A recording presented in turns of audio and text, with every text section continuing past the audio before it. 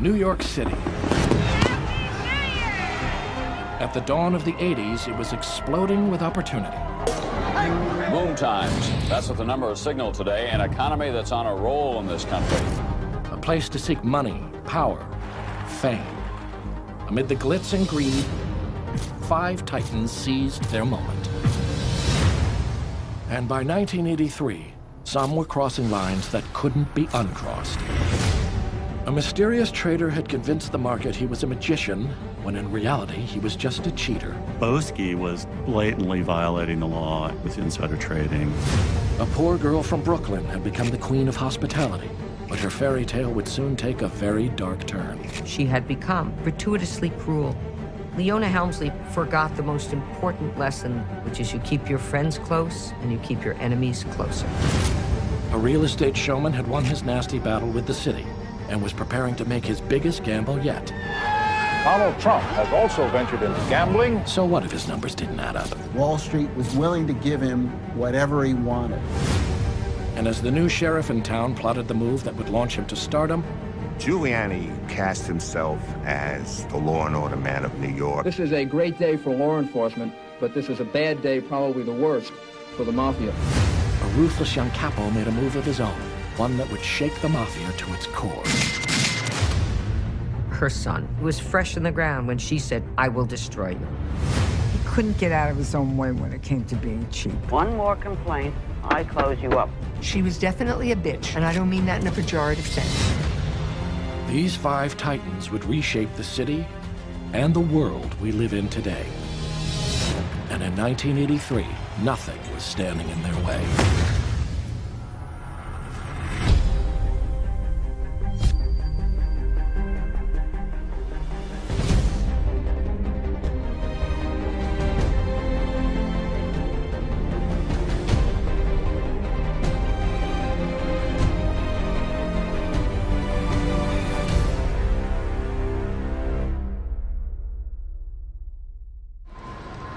What a year it's been for music.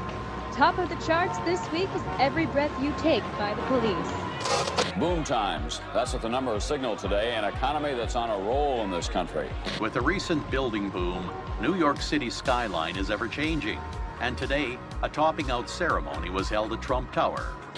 By 1983, the country's economic fortunes had rebounded. And for many, the despair of the late 70s was starting to feel like a distant memory. It seemed that maybe Reagan had made America great again, and New York City was greatest of all.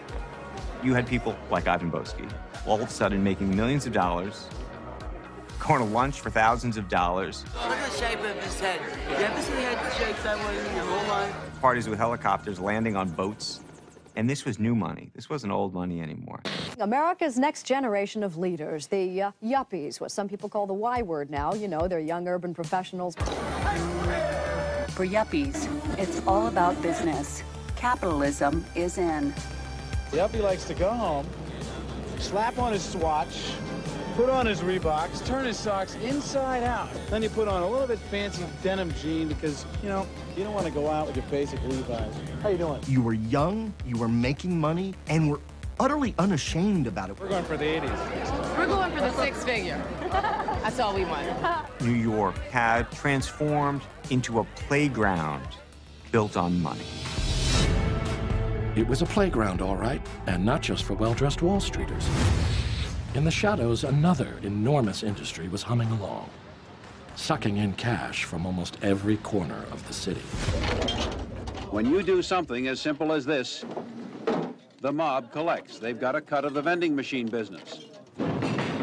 Construction, the lifeblood of New York. It also gives transfusions of money and power to organized crime. And it goes on and on. The garment industry, jewelry, automobile dealerships, that drink before dinner, the dinner at a mob-controlled restaurant, or just a pizza after the movie. Back in the 80s, if you were a New Yorker, you understood that the mob was a very, very powerful force in the life of New York City. Essentially, it was almost as if the mafia was a separate government that could tax the citizens of New York for almost everything that they bought. Builders, far from trying to oust the mob, depend on it to cut costly delays and red tape. And what does super developer Donald Trump believe? I really don't know anything about it. The mobs are making good money.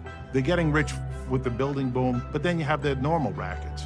The mob, it's a multi-billion-dollar-a-year enterprise. Gambling, loan sharking, racketeering, all tools of the trade for the 5 organized crime families. It was about making money, but it was also about power. Well, New York City had 5 organized crime families. The bosses of the 5 families comprise what they call the New York Commission. It was a group of the 5 leaders of the 5 families. The bosses of the Gambino, Genovese, Bonanno, Colombo, and Lucchese crime families. Those 5 family heads would literally meet on a regular basis and plot out their empire as if they were businessmen, only their business was a criminal enterprise. They divided up the city and divided up the different industries. They were operating as a company. Yet city officials and prosecutors seemed to be doing little or nothing about it. The city was crying out for someone to take a leadership role.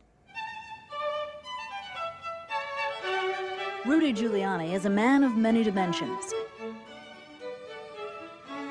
He loves listening to classical music, and he loves listening to opera. Probably it's genetic. I think if you're Italian, there has to be an interest in opera. It just is in your chromosomes. Rudy Giuliani was a remarkable, crusading U.S. attorney. With an organized crime epidemic sweeping the city, 1983 proved the perfect time for a bold prosecutor to re-enter New York and orchestrate his meteoric ascent to the top. He did it by enforcing the rules, although he didn't always play by them. Rudy Giuliani came into office as U.S. Attorney for the Southern District in Manhattan. He was ruthlessly ambitious and, had higher office on his mind from an early age.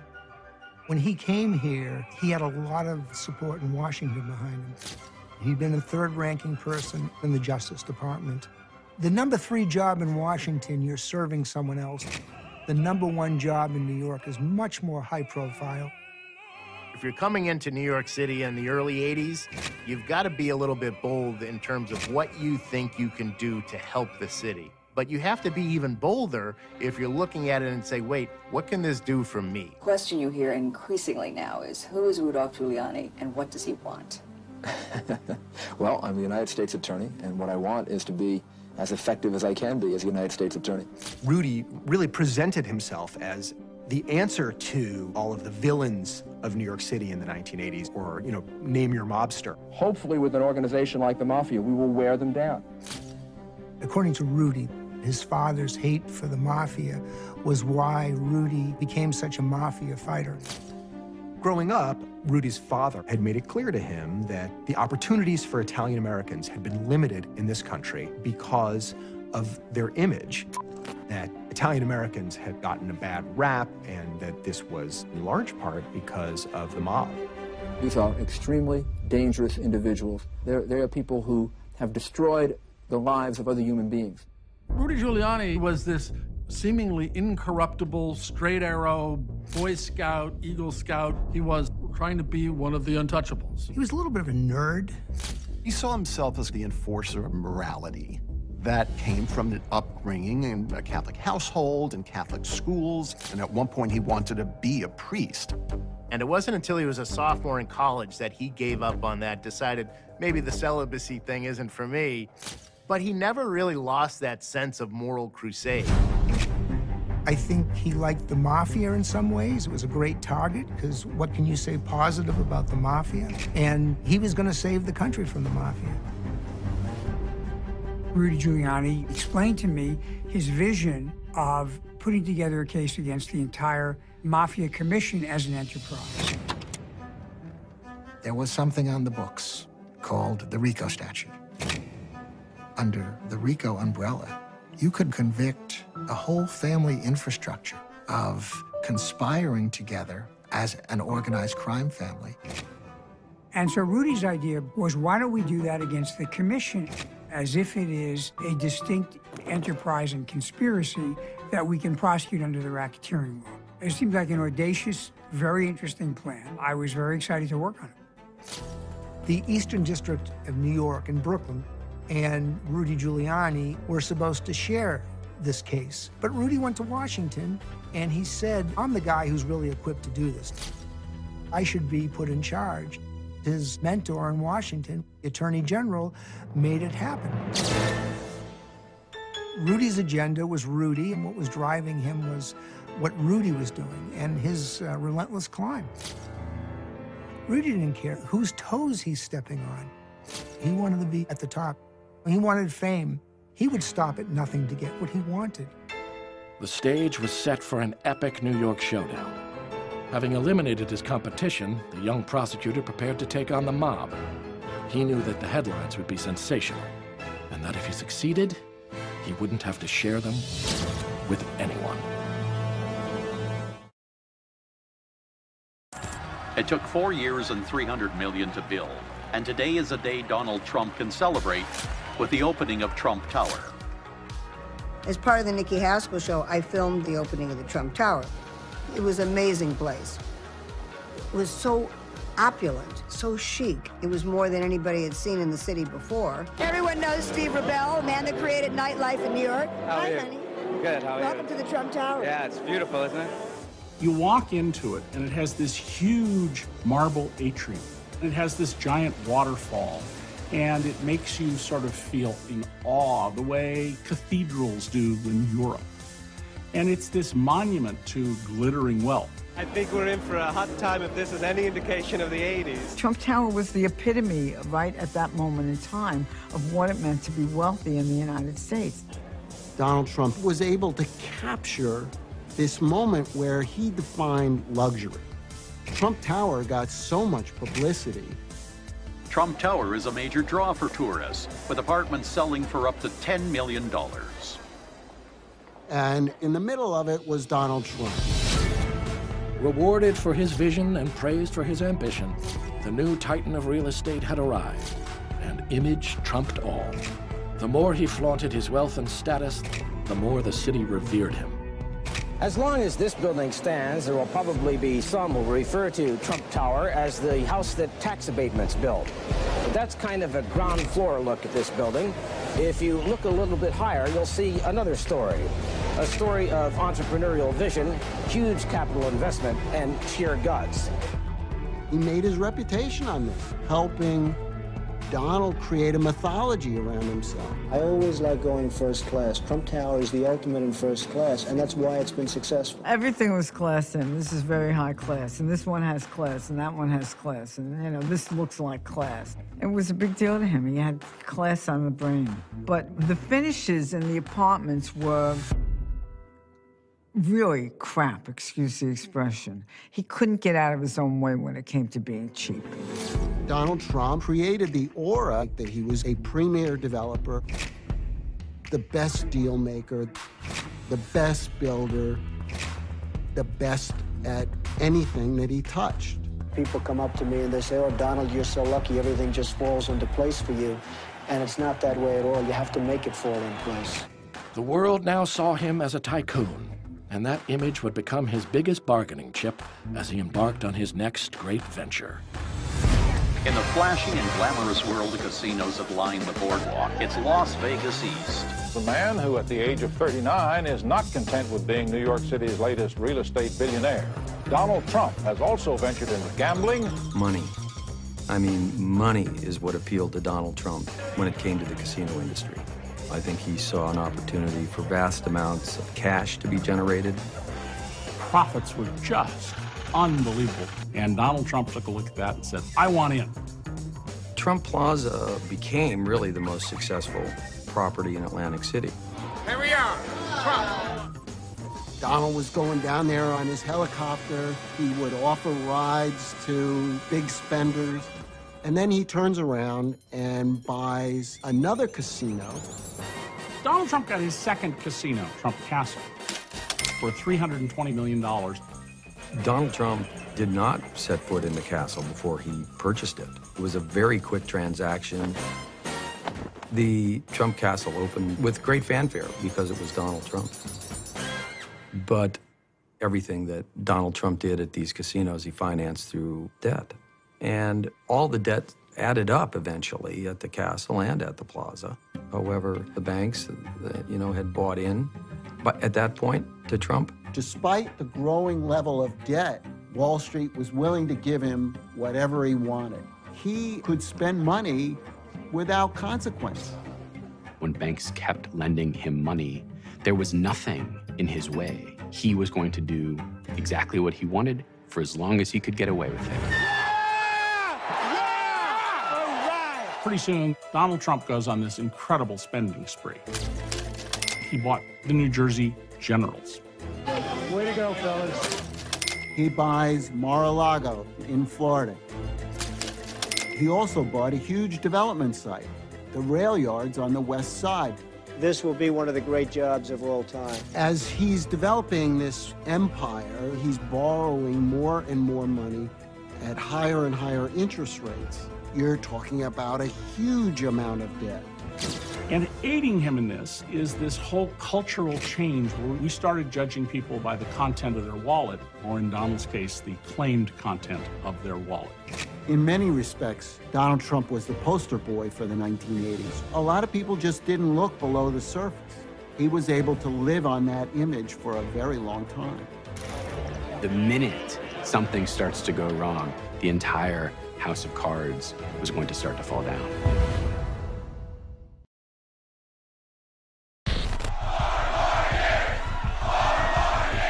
NBC News now is able to project the re-election of Ronald Wilson Reagan.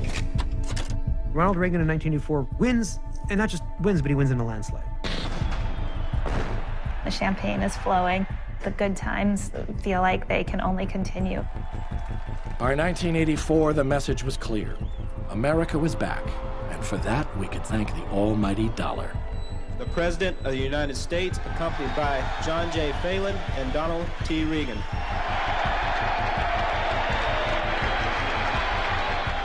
The last time I visited the New York Stock Exchange was in 1980, and the mood sure was different then.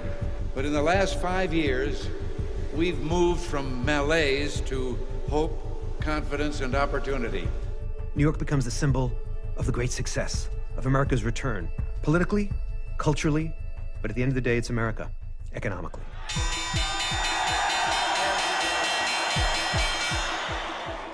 Reagan felt that people should be given the opportunity to get as rich as they can get. Ronald Reagan's message was that giving tax breaks to the wealthy is fine because it trickles down. We need to get regulations out of the way. And Donald Trump and Leona Helmsley and Ivan Boesky and Wall Street and a lot of very wealthy people were beneficiaries. But the rich get richer and the poor even poorer. Trump has gotten rich by building for the wealthy. His critics say at the expense of the poor. People literally feel exiled. They've not only lost their homes and their neighborhoods, they've lost their voice, they've lost their power. As the public sector was starved, private profit was prioritized. And so for every dollar that was going to Donald Trump to build something like Trump Tower, that was a dollar that was not going to the South Bronx. They were leaving us and not caring about us. It was very desperate in the 80s. People was trying to figure a way to make it out of here. From a community of people that nobody cared about, that nobody thought there was any hope for, that nobody had any expectations of. They found their way out. They found their way out through the arts. Broken glass everywhere. People pissing on the station. No, I just don't care. I can't take the smell. I can't take the noise. Got no money to move out, so I got no choice. Rats in the front room, roaches in the back, junkies in the alley with the baseball bat. I tried to get away, but I couldn't get far, cause a man with a tow truck repossessed my car. When the message came out by Grandmaster Flash, those words was the vibe of everybody.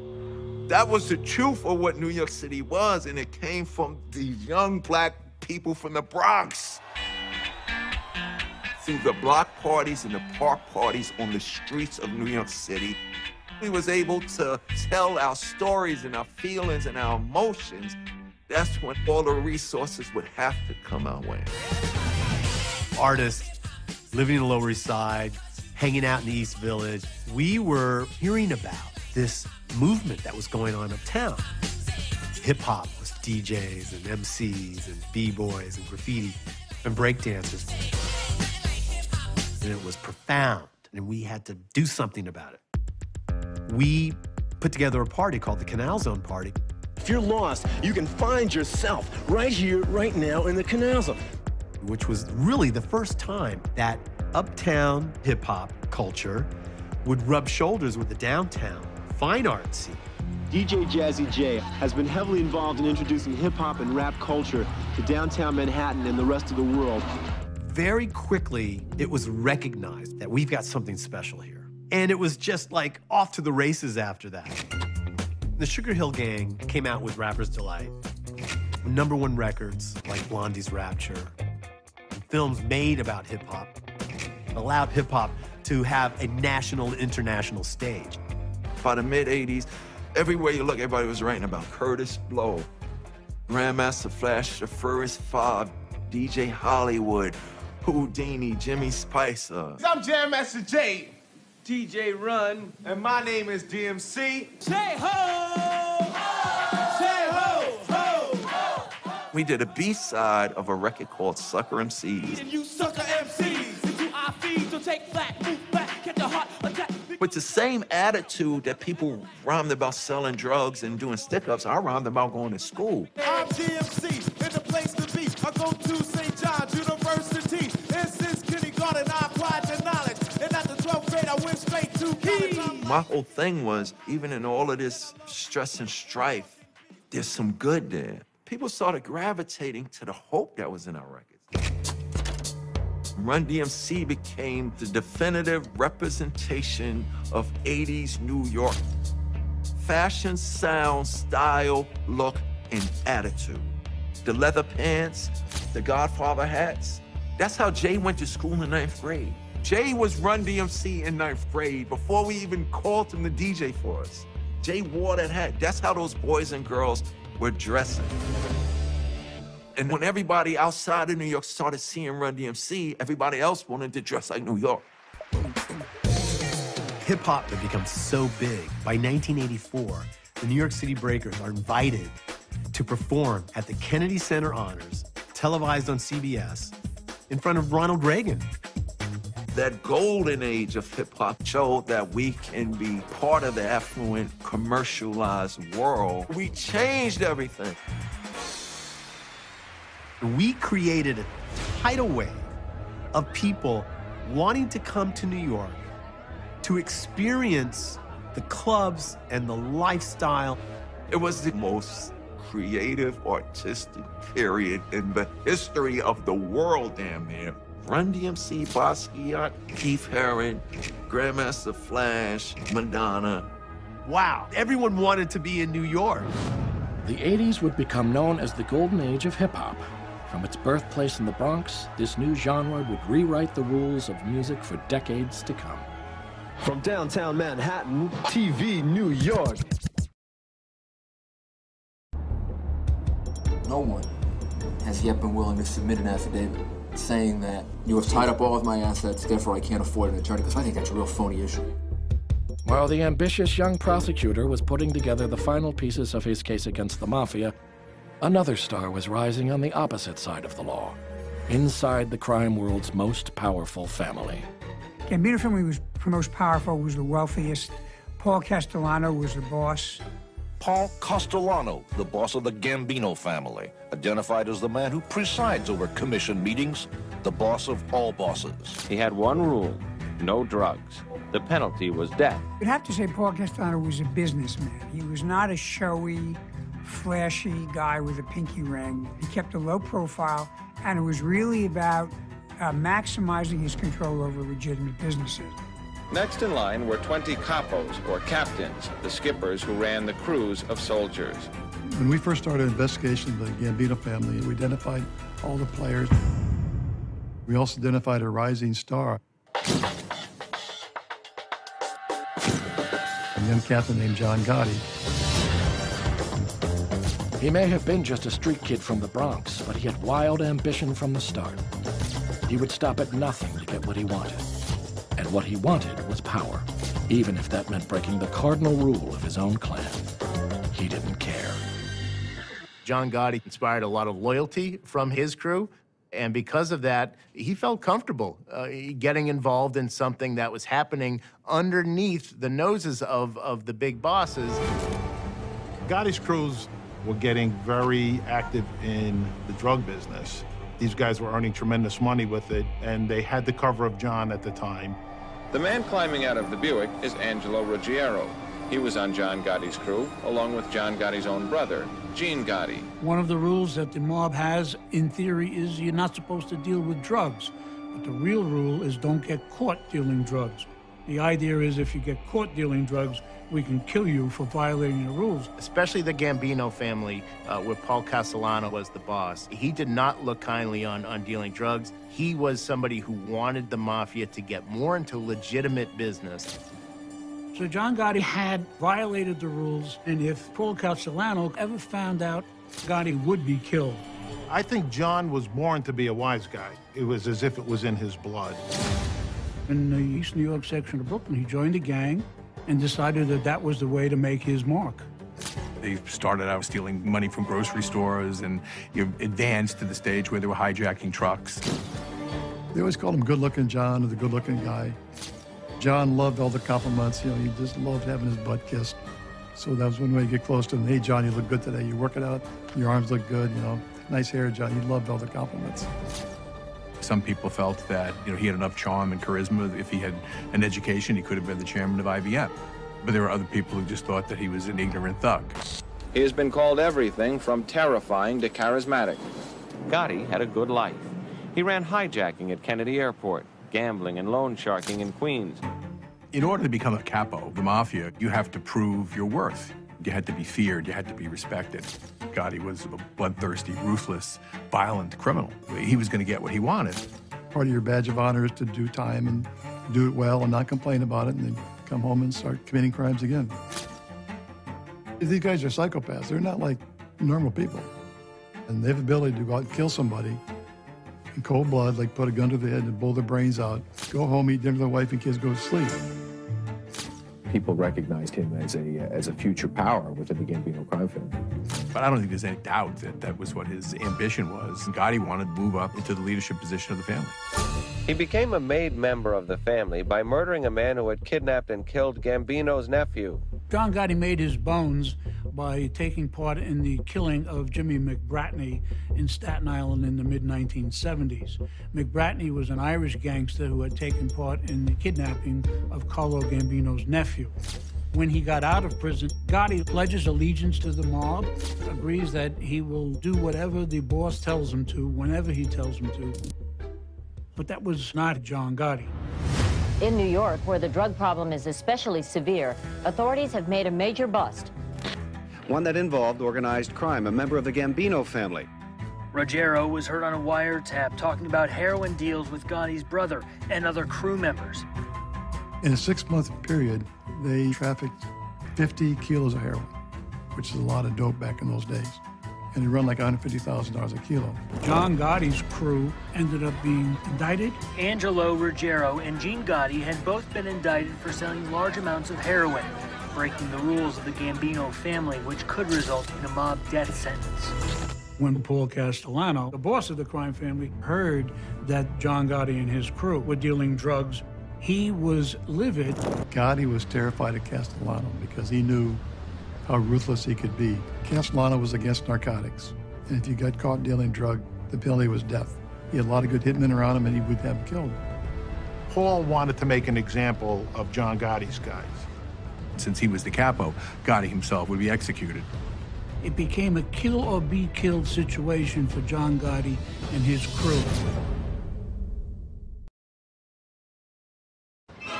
Well, here we are at the Helmsley Palace Hotel, and the reason that we're here is because all the top celebrities are staying here. The ever-desirable Elizabeth Taylor. It's John Forsythe, star of Dynasty. In the 80s, there was no hotel that compared to the Helmsley Palace. It's the Fonz, Henry Winkler. You went there to be seen, and Mrs. Helmsley was having breakfast there, too. Leona Helmsley was the queen, but not of a country. She was the queen of a hotel, of a real estate empire. She never felt that she was one of the people she considered the little people. That was where she came from. And it was very important for her to be at the top of the game. The daughter of a hat maker had married her king, and now he'd made her the ruler of his domain. So she set about putting her personal stamp on every aspect of every property, no matter the cost or the consequences. Leona was a brilliant balabusta, and that's the Yiddish word for the executive of a house. She made sure that her 27 hotels operated at top draw. She worked on those hotels, as she said, 25 hours a day, 8 days a week. The palace was the jewel in her crown. It was her hope diamond. To decorate her Helmsley Palace, she ran $2 million over budget, but there were phones in the bathroom, and there were no more skimpy towels. She had very expensive taste, not necessarily good taste, sort of a garish taste, actually. She wanted everything to be gold. Who does that sound like? But she was never constrained by budgets. Leona was probably over budget on every single project that she handled. I remember once I went into Harry's office with a report that said that Leona had run up over $1 million cost overruns on a particular thing she was involved with. He said, "Thank you. Let's just keep this between us. It's only $1 million and I can afford it, and she makes me happy." The thing he did not say was that the limited partners were paying a lot of these expenses. They later sued him for those cost overruns. It was the first serious blow to Harry's reputation throughout his long career. Harry Helmsley's oldest associates were quite concerned about the impact that Leona was having on Harry and on their relationship with Harry. Leona wanted to control Harry 100%. I remember once Leona tried to get Harry to make a decision on something, and he wouldn't do it. She told him she was going to stop having sex with him, and guess who won? She definitely controlled him, absolutely. But then Leona wanted to control everyone in her life. She married very early, Leo Panzerer, a lawyer.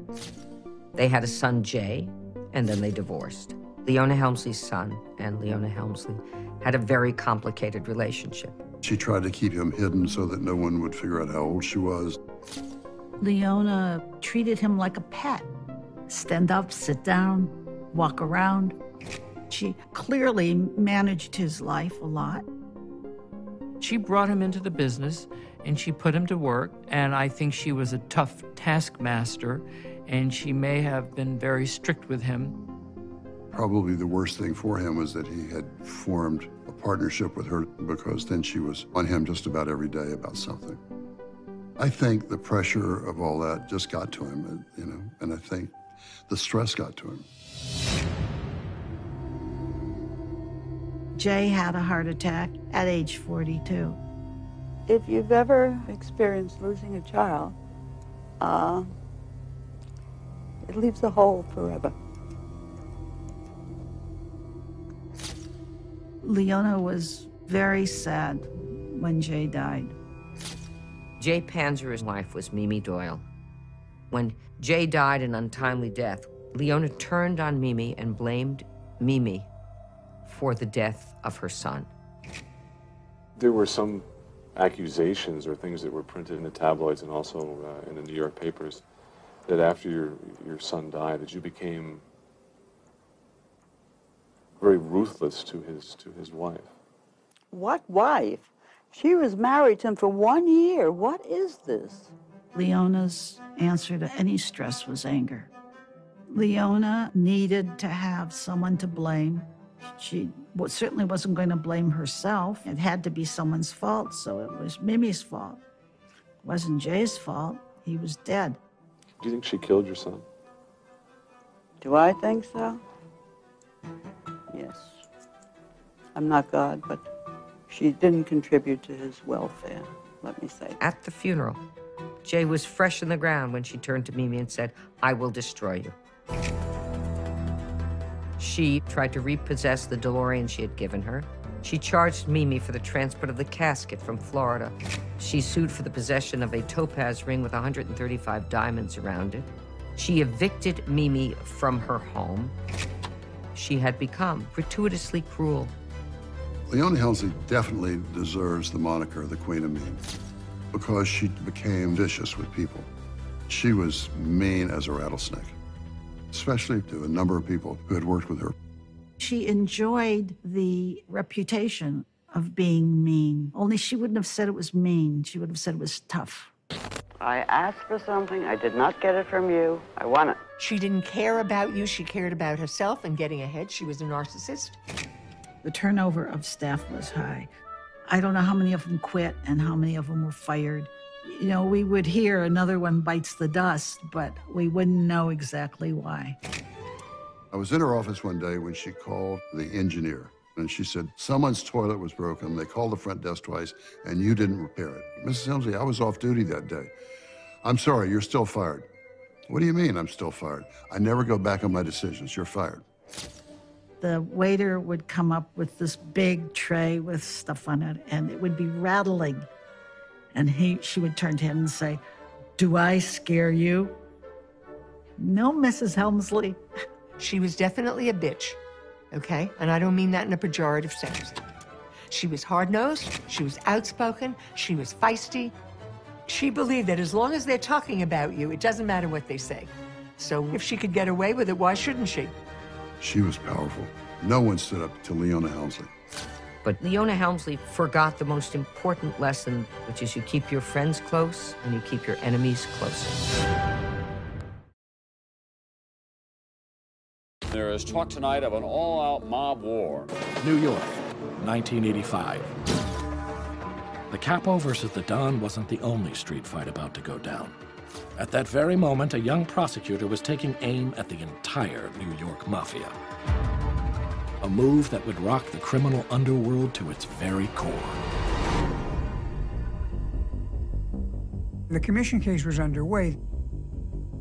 You're listening to tapes and reading transcripts from all the various electronic surveillances we had going. We started learning that they were having meetings in Staten Island chaired by Paul Castellano. We decided, let's put a wiretap in Castellano's house, because that's where the conversations are. Sure enough, they start talking about construction and labor racketeering. Authorities say the tape includes talk of approving new members of the five families, divvying up control of various industries, and splitting the profits. There were photographs, there was physical evidence, and ultimately there were witnesses that we talked to. It was the climax of an awful lot of work. The godfathers of the New York Mafia are in big trouble. They're about to be indicted on a wide variety of charges. Led by the reputed boss of all bosses, Paul Castellano, head of the Gambino family, 4 of New York's 5 godfathers appeared in federal court to face a wide range of racketeering charges. This case charges more mafia bosses in one indictment than any ever before. Rudy Giuliani indicted the heads of all the crime families in one fell swoop. No one had ever tried anything like that. There was no limit to Giuliani's audacity. This was not someone who was in favor of incrementalism. Giuliani went for the top. Rudy Giuliani should get his credit because the commission case was the first big shifting point where the mafia was in serious retreat. I was at the press conference where they announced the commission indictments. You know, Rudy was front and center. There must have been 20 people up there, and he organized how we would be placed, and it was set up so that I was placed behind a curtain. This is a great day for law enforcement, but this is a bad day, probably the worst, for the mafia. I think after he had some success, and after he realized he could exploit that success, he would sharp elbow people out of the way so he would get the credit by himself. There was no question when Giuliani was boss who called the shots, and everyone else was just kind of a supporting character in the Giuliani movie. Mission accomplished. Fame and glory achieved. It was a major victory for the kid from Brooklyn, but not even he could have known the unintended consequences of his actions. When Paul Castellano's indicted, it's putting the Gambino family in flux. Probably weakens Paul a little bit, makes him vulnerable, a little bit of internal power discussions going on. After posting $2 million in bail, Paul Castellano was ushered out of a federal courthouse in Manhattan. When the commission case was going on, the mob was distracted. That helped John Gotti consolidate his power. With the Gambino family reeling, the opportunity to seize supreme power emerged. And this brazen capo would pounce. The path was clear. The time was now. On December 16, 1985, John Gotti's crew were waiting outside Sparks Steakhouse in Manhattan. They wear trench coats and they wear those Russian babushka hats. John Gotti and Sammy Bulgravano were parked diagonally across the street, waiting for Paul Castellano to arrive. They look over to the right and they see Paul and Tommy drive by. Sammy relays to the team they're here. When Paul Castellano and Tommy Bellotti stepped out, Gotti's crew acted quickly.